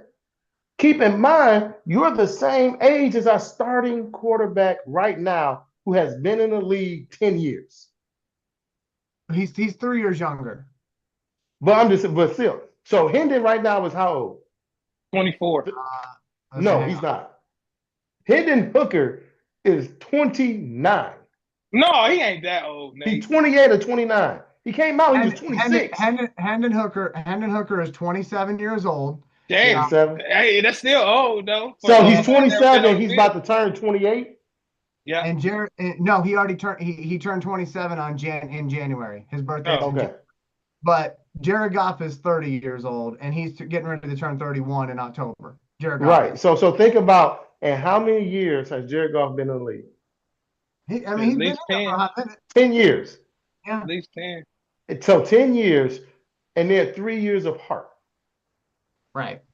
I get it. So I see the point you're making. But like I said, exactly.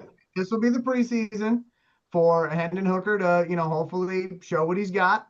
But like I said, man, I swear I hope he do for you, man. Because if at the end of the day he ends up leaving the Lions without ever taking a snap next to Jahmyr Gibbs, I for one will be pretty sad about that. Just like I'll be sad about the fact that we never got to see him throw it to J-Mo. I mean, damn, like we have somebody that can actually get it to J-Mo in stride, and we don't play him.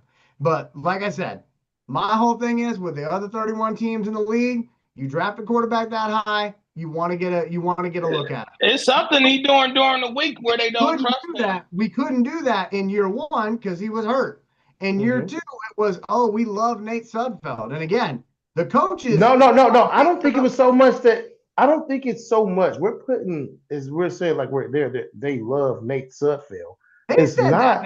Not me. Well, I mean, so think about it. But the best man wins. And then Brad Holmes said Hendon Hooker need to earn his spot. That's obviously mean he's been underwhelming. So again, best man wins. For everything that you can do athletically, you still have to be able to process information on a fast level. And as we seen, Sudfeld was ass. So that in itself is a red flag or a hiccup for Hendon Hooker if you can't process faster than a dude that only hands the ball off. I mean, I see what you're saying. We can't just say and the only reason I don't like that particular thing is because I've had this conversation with other guys, and they love to bring up, he's white, he's black. Ain't got nothing to do with that. Nope. It has to do with what you are doing on the practice field. Do you know the playbook? Do you know your audibles? Do you know your checkdowns? Do you know your hot reads? Yes or no? And if you don't, okay, guess what? What do you do well so that we can get you on the field? And if the only thing Nate Sudfeld does well was hand the ball off, that is the biggest kick in the balls to Hendon Hooker, who has all the potential that we keep saying he has. So if you don't beat out a guy who only hands the ball off, fucking Sudfeld threw a duck at 10 yards in the game. We said, what? But remember, though, it was the worst. But like I said before, and I do want to get to closing remarks here. But like I said before, when Nate Sudfeld was on this team, you couldn't tell Dan Campbell a damn thing about that because that man loved Nate Sudfeld, and he loved Bridgewater too. So guess what? That means you ain't beating him. Right. What I'm saying though is that Nate Sudfeld was given every single opportunity. I mean, he was out there. And the Hooker has too. Second string. But what I'm saying is, hear me out though.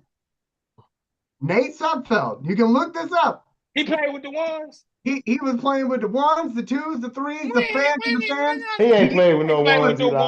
Yes, he ain't did. played with the Yes, he ones. did. No, he ain't. Yes, Man. he did. He handed the ball off to Jahmyr Gibbs. Go look it up, Bobby. You love film. Go look Wait, it up. time out. We're talking about But my point here is, we go. We're talking about practice and a handoff.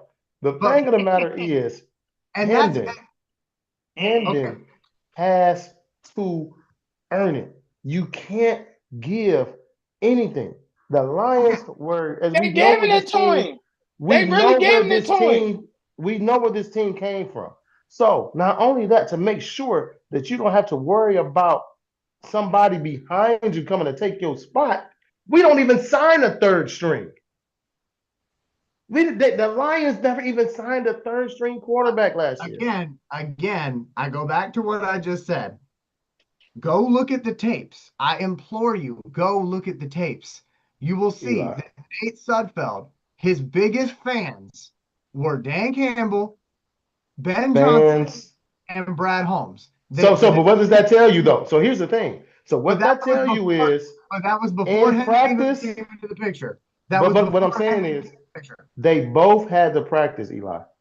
Yeah, And so what that tells me is that regardless what we seen, I know guys right now, and I've known them in the past, who were amazing practice players and were shit during the live game. Right. So that means that Hendon Hooker could not was not better than this guy doing the practice. They make Hendon Hooker practice with the blindfold, obviously. That's not even what I'm saying, Bobby. Like you gotta wear a blindfold when he practices. That's not what I'm saying. What I'm saying is that when Nate Sudfeld was on this team, they had He been gone. He been gone. Okay. They didn't call Nate Sudfeld back. They called hear me though. Eat nachos and hot dogs with the kids every damn day. But hear me though, okay? Nate Sudfeld, when he was on the team, again, his biggest fans were the decision makers in Detroit. He beat them out. And he beat him out. So here's the thing. Do you trust the process? I do trust the process, but I'm trying to get my point here. Because me and Bobby gonna keep ragging him, because think about it. Because you said he didn't get a fair shot. That's my thing. Right, and that's my thing. They cooked the books for him. They brought bombs in to challenge him. I'm trying to explain, but you gotta let me explain. You gotta let me explain. You can't trust the process 100% with the regular squad and then 30% with the backups, Eli. No. It's either you trust it or you don't. That's not what I'm saying. What I'm saying is, and I'm gonna try to get this point out without anybody interrupting. Okay, Bobby, we're gonna let Eli get this out. It's gonna be some bullshit. It's gonna be some bullshit. But go ahead, Eli. But again, I encourage everybody, go back and look at the film. Go back and look at the press conferences, go back and look at the interviews, go back and look at the game footage. With Nate Sudfeld, when he was on this team, year one that Hendon Hooker was here, Hendon couldn't play because he was still recovering from the ACL injury. So Nate Sudfeld was the number 2 guy, and they hyped him up as such. And he got out there as the number 2 guy and got to play with the starters when Jared Goff was not playing. Now, what did he do with that opportunity? He sucked. That's what he did with that opportunity, okay? Year 2 of Hendon Hooker being here, they brought Nate Sudfeld back. They said, you know what? We like you. Either you know where the bodies are buried or something, but you're coming back for year 2. And they said Nate Sudfeld's going to be that guy, which at that point, I didn't have a huge issue with that because Nate Sudfeld knows the offense. He's been there for a few years. And again, Hendon's still coming off of that ACL injury. He didn't really get a chance to practice towards the back end of, until the back end of his rookie season. So he's still newer. Okay. So I get it. Nate Sudfeld's the number 2 guy. He gets to play with the starters. He gets to play with the premium backups, if you want to call it that. And what does Hendon get? Hendon gets to play with the 3rd string guys. And then towards the end of the preseason, he got to play with the 2nd string guys. And he does all right with his opportunities that he has out there, by the way, with that. And then last season, we're beating teams by 10, 15, 20, okay? And instead of letting Hendon go in there and have any sort of live reps in a game with the actual people that the Lions want people to buy jerseys of, they're gonna sit him. They're gonna sit him down too. Instead, they keep running the fucking score up. every single game. Okay, And, so wait a minute. and then when the postseason happens, they look at it and they go, okay, we got a guy who has never really played in a live game, or we can go over here on the street and get this guy over here who has won playoff games, and we have a really good relationship with this guy. Let's bring him in because if Jared Goff goes down, we believe that this guy with more experience and playoff wins under his belt can get us a little bit further. Now, I agree. When do you put I the agree with onus on Hendon? this preseason. That's when I put it on him. Is this preseason if he goes in as a number 2 guy? If he goes in as a number 3 guy, But as I'm saying, but he was number 2 on last year. When do you put the onus on Hendon to prove to these coaches that he's the better guy? It doesn't. You have to stop saying, "Oh, okay, we know Jahmyr Gibbs is a dynamic running back. We know all this." My point is, when do you put the onus on Hendon to take charge and say, "I'm that motherfucking dude. I'm going to show y'all." But again, but think about it now. It's this preseason. But my point is, and this is the point that like you guys are not hearing me when I say this, because I'm literally saying to y'all, yeah, I'll give y'all the fact that Teddy coming in during the preseason, that certainly did not look good for Hendon Hooker. I completely agree with y'all on that. Okay. The only thing I can think of as far as outside of talent is the fact that Teddy had more experience. Okay. But this preseason, this is it for Hendon. If he doesn't prove that he can do it, then he's out. But my point to y'all is at the end of all of this, you're going to have a guy that you spent a 3rd round pick on. And instead of having him go out there and seeing what he could do, you had Nate Sudfeld out there who you knew was not going to make the team. And now you bring in Kyle Allen. It's like, did you ever really want Hendon Hooker to succeed? No. See, I think you're being biased with it because of what you as a coach would like to do or what you can see yourself calling with a guy like Hendon Hooker. Yeah, what I'm saying is though, is that if everybody knew Sudfeld was not that good, why is Hendon not beating him? That means that we're really not trusting the process. That means that we're really questioning Brad Holmes and Ben Johnson and Dan Campbell, that they're going against everything that they preach. That means that we're saying that instead of them saying the best man win, we're giving favoritism to a guy. That's the way that it's being presented, because you keep saying that, hey, he got ones, he got this, but this guy didn't. But at some point, you have to say, when did Hendon put enough pressure on them to say, Sudfeld ain't shit? We see Sudfeld ain't shit. But for some reason, Hendon isn't grasping it. You have to put the onus on Hendon. That means that we're not backing this coaching staff the way that we say we are. If we're questioning them versus another player, why is this guy getting it? Why isn't that guy getting it? If you're going to trust the process, you have to trust the process 1,000%. And right now, you're not trusting the process. You're letting a personal thought and a personal vision oversee what we talk about. We talk about morale. We're talking about the best man up. We're talking about players that deserve it, not potential. Yeah. We don't see the practices. We don't see none of it. We don't know what these guys are talking about in their meetings. We don't know if Hendon Hooker knows how to goddamn audible correctly. We don't know this. And I hear you on all of that. And that is why I brought up, which you guys were like, oh, he's clearly better than Hendon, which I don't know how the hell y'all got that. But that's because he ain't on the field. That's why I brought up. He ain't on the field. That's Shit. why I brought up Johnny Manziel, because He better than him. Johnny Manziel was not balling at practice for the Johnny Browns. Manziel, but the Never difference a was report. There was Johnny never a report Manziel about him balling at was practice. college football's what? What was Johnny Manziel? What did Johnny Heisman Manziel do Trophy. in college?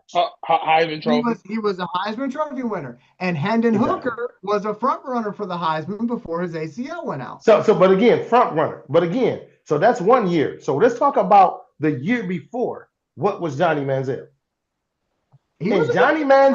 So think about it. Johnny Manziel's entire football career in college destroys Hendon Hooker. Hendon Hooker transferred twice before he could even get it right at Tennessee.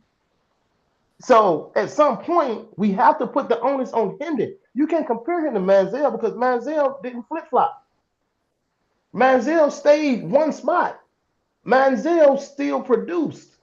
And Manziel was given that opportunity despite he earned it. No. He got in Cleveland. No, he did not. Stop it. But number one, he's the Heisman Trophy winner. Listen. Every Cleveland quarterback don't succeed. So that. No. You can't they be like, don't. oh, we're a horrible franchise. No. See, we just got to think about it. He was the Heisman Trophy winner, and he was their number one quarterback. What do you mean he didn't earn it? No, for Cleveland.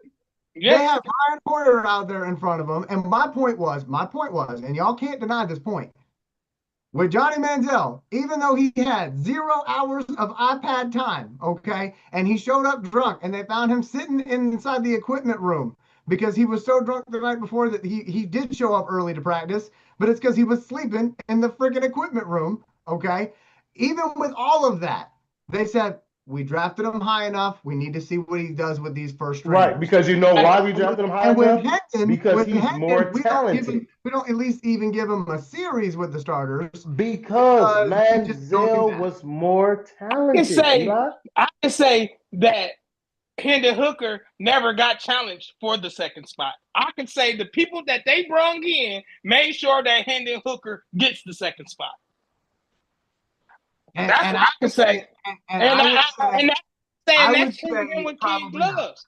I'm saying that's what I'm saying. Like the guys they brought in was like, remember Rocky? Oh, we don't want you to fight him, Rock. They brought in guys that he can beat to earn that job so they don't look stupid for picking him. If they trust me, they can pick a backup. There is a backup quarterback in this league better than him. They're around the corner. Right around the corner, backup's better than him.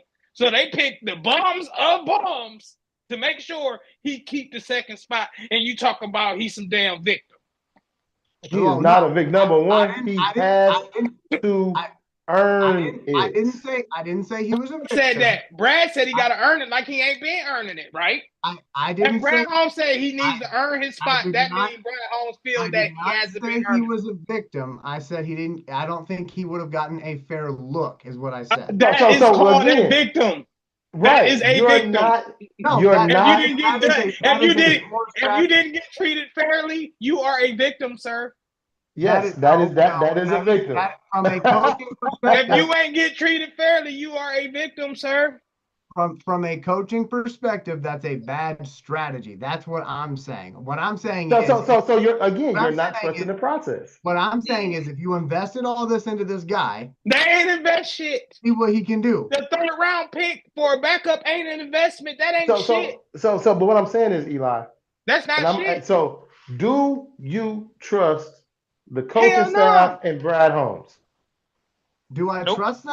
Yes. Okay. So guess what? So at the end of the day, hold on, Bobby. If you trust them, then that means that they're seeing something in Hendon Hooker that is not confident, that they're not cool with. And if you tell me, so think about it. If you telling me, yes, I trust them, but this guy right here is not getting on the field, it's a reason why.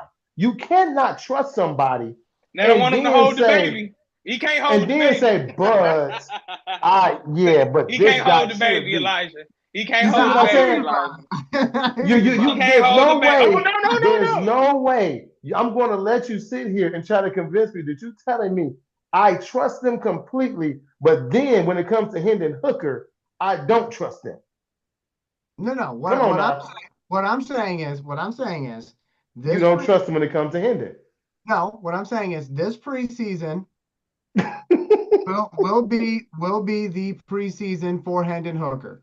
It's either going to be he's going to be the second string guy and let's see what happens, or he's not.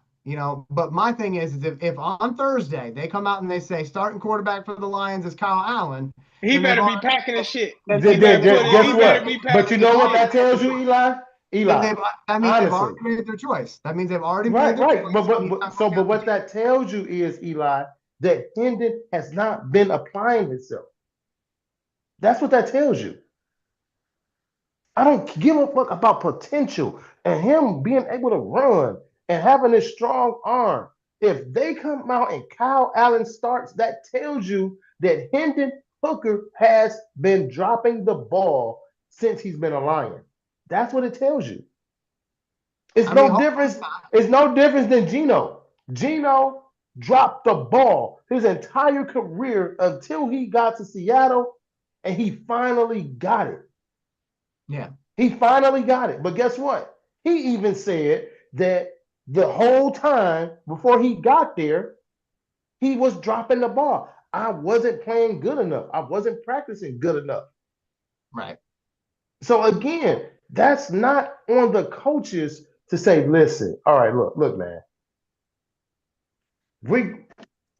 I don't know what you're doing, but right now it's not working. Right. So if we really feel like you were trash, we'll trade you. We know you're not trash. We're waiting on you to get it. And he ain't got trade value. Right. You see what I'm saying? We're waiting on you to get it. We're making sure now you don't even have to look over your shoulder. You are the bona fide second string guy. We're waiting on you to get it. And if we're still waiting on you and you still don't get it, no, you're not going in the playoff game because guess what? You still haven't got it. We're blowing teams out by 30 in the third quarter. And you right there getting all the calls. And you're right there, but guess what? We still don't trust you because you don't get it. We're taking everybody out at the beginning of the fourth, and you're still not getting it. So regardless, if we're trusting the coaches, we're looking at the elevation of this team, we're looking at the growth of this team from a piss poor team to a NFL powerhouse. Mm-hmm. And for some reason, you're still not getting it. We don't know what he's not getting. They know. We don't. But for some reason, something's holding him back to where the organization is not ready to trust him. So whatever it is, my thing is, we talked about them not drafting a defensive end. I said, fuck it. I don't like it, but if I'm going to trust the process, if I'm going to trust the build, then that means there's a reason that they're not doing it. The guys that are in front, like I wanted Shemar Stewart. As we seen now, Shemar Stewart been on some bullshit. Wants to go back to school. Then he comes back to practice. They paid him. He ain't did shit. Right, but they paid him. But guess what? Practice out there looking dumb, looking dog shit terrible. But again, we don't know why the team don't search, don't touch certain guys. They have their own guys. They have their own format for building this team. And it has worked. So if we're going to trust the process, we trust the process on Jahmyr Gibbs. We trusted it on Laporta. We trusted it on Jack Campbell. We trusted it on J-Mo. We trusted it on Jared Goff. Even people were against it. But the Lions trusted in what they had in Jared Goff. So at some point, we got to say, hey, we can't put this on the organization. You have to put it on the player. Right. Like I said, this is going to be the preseason to end all that discussion. Like this is where the rubber meets the road, so to speak. But I'm just saying, for me as a fan of Hendon Hooker, if he did not get that opportunity, okay, to actually play with some people who are going to be on the damn team, I'm gonna be sad about that because I think that would have What made do a you do difference. during the week? Would he go play with the high school kids or fucking something during the That's week? what they gotta do it right now, Bobby. Bobby is God, yeah. crazy. No, That's because he Bobby acting is like right now. no, but that's what I'm saying. He acting like he ain't around them players throwing them passes. They ain't impressed. I haven't heard nothing about any first team reps, him doing nothing with Listen, Jameer. it doesn't see, but again, that means Because they're that not going to risk injury to those guys. no, it's not To even get a about look injury. at So Hendon. They're not gonna do that. listen, Eli, think Yeah, about what's up? what you're saying. You're saying that they're not going to risk injury, but you mean they're not going to risk injury with these guys with Hendon Hooker, but they're willing to risk injury with these guys with Nate Sudfeld? Come Well, on, man. they were. Come on, Eli. Come on, listen, Eli. Listen though. Come on, Eli. back with Nate Sudfeld, the only thing that was in the cupboard was from the food box, from the food pantry. Okay, now we got some but what I'm saying, but that's my point though. That's my point. Got all these groceries. We don't want him Kyle Allen ain't gonna be in there either throwing it to Jay. I'm on his Cal ass, Allen, you know. Cal Allen is not a mountain to jump over. He's literally a curve. I think they said I that agree with with him. you on that. Hey, guess what? Josh could've got Allen's not somebody even. better. Hey, Josh Allen ain't even a curve. Josh Allen is like a crack on the No, it's Kyle sidewalk. Allen. Kyle Allen. Kyle Allen, whatever Kyle the fuck, the Allen. motherfucker who played at Penn We're gonna State. go viral. Josh Allen ain't with the curve or whatever. Listen, that motherfucker. I know he played at Penn State. I know he was trash. He didn't beat me. If you can see something. But my thing is, oh shit, he is a crack when you walking. You know how you walk and then you step over the step. Don't step on the crack. You break your mama's back. Yeah, that's Kyle Allen. That ain't even a curve, huh? Right, he ain't even a curve. Speed bump, none of that shit. He ain't a speed bump. Man, stop. And Elijah, and I'm gonna say this one more time, and I'm done with it. I'm done with it too. Do not put me on the do not like Hendon Hooker. Don't do that. The only thing. No, listen. No. minutes talking about how he ain't shit. So I don't know. Well, you trying to he tell letting me himself be he ain't shit. You try to sell me poor Hendon Hooker. No, I'm not rolling with that. I never said poor Hendon Hooker. Yes, you did. I never said. Yes, you did. I feel that he didn't get a fair chance. He ain't get a fair chance. Fair chance. Accurate. No, that's accurate. When you spend millions of dollars on somebody, I want to see what he does with the premium goods. I'm sorry. He has to earn it though. That's they the don't thing. want him to hold the baby. He there every day. Hey, guess what? He there every day. You know why? They said this. I'm gonna tell you the same saying I always use. We got a Lamborghini. Only thing you gotta do is don't crash it. They don't trust this motherfucker to start that bitch up. He can't even go pull it in the driveway. They don't even want him pulling the cart into the driveway. They don't want him parking it. They don't even want him touching the key. Don't touch the fob. I bet I hear one of them buttons. Don't touch the fob. He can't even beat the alarm. No, hell no. And you know why? And if he do, you gotta go out there and make sure he did it right. You gotta go out there and make sure he did it right. Did you lock the doors?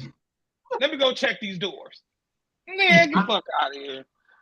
Listen, they tell him, they say, Hendon, unlock the doors. He done open the trunk. Oh my God. That man has a family. What the fuck, man? The damn trunk done popped open. They say, hey, Hendon, go put these bags in the back seat. He done open the trunk. Hey, where the keys at? Where Hendon at? Where the keys? Where Hendon? Boy, they don't want both of them missing at the same time. Hey, Bobby. When he lights up this Los Angeles Chargers cheerleading squad for 450 yards and 5 touchdowns on Thursday, you shut your I'm going to be happy. Hey, Bobby, I got another. They're going to be like, Hendon, put the bags in the trunk. He going to be like, it's the engine back here. Look at in the Lambo. The damn trunk in the front. It's the engine back here. It ain't no trunk. Wow. All right. Let's go to closing remarks here. I didn't realize it was a podcast with the Mean Girls. Damn. Man, listen, man. All right, Bobby. I'm gonna let you get final word here, and then toss it to Nate. Nate toss it to me. Man, But listen, hey, no more bullying Hendon Hooker. Damn it. I fucking love Elijah Winfrey. That motherfucker will go down with the ship. You feel me? He on the Titanic. He on this. You feel me? He with the squad. Boy, please. If I had, man, you know what I could get accomplished with that much love? Lord have mercy, goddamn it. But I just can't wait to see football and love talking football with you guys. Like I told you, I've been sick this month and started trying to get better. And I think laughter was a really good medicine today. even though I don't agree with Elijah, I'm rolling with Elijah. I don't gotta agree, Right. but I don't gotta agree. I'm rolling with you, but I don't gotta agree with certain takes. You did good today. Usually you be several takes I'm against. I'm just one, so we doing good, you know. But love you guys, and just thanks for just giving me the good energy, man. Cause I sure needed it. I sure did, guys. Nate. Go Hendon. Thank you. Thank you. Let's all get on the same damn page. Bro, hey, you know what? I'm about to put him in on Madden. Fuck the bullshit. Fuck the bullshit. I'm getting him in there. T-minus 30 minutes from now, I'm going to get a message from Bobby saying, hey, I couldn't say this while we were on there. But I don't know. Look here. I let him hold the kick. I let him hold the kick. He can hold the kick. Is crazy. Holding the kick is crazy. He can hold the kick. Nah. He couldn't even get he couldn't even get the laces in front. Wait a minute. Bobby, you're saying he can hold a kick but not the baby? What are you talking about? No, we don't want him with the baby. Wow. Guess what? Hey, Hendon, all thing you got to know is laces in front. Man, the way y'all talk about Hendon, it makes it feel like Smokey and the Bandit, where Jackie Gleason's character keeps looking at his son. He's like, I'm gonna punch your mama in the mouth.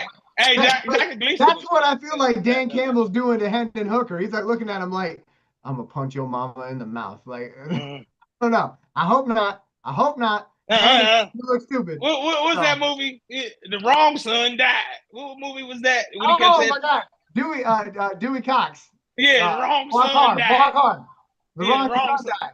I hope that's not what they're doing in practice. I hope that's not what they're doing.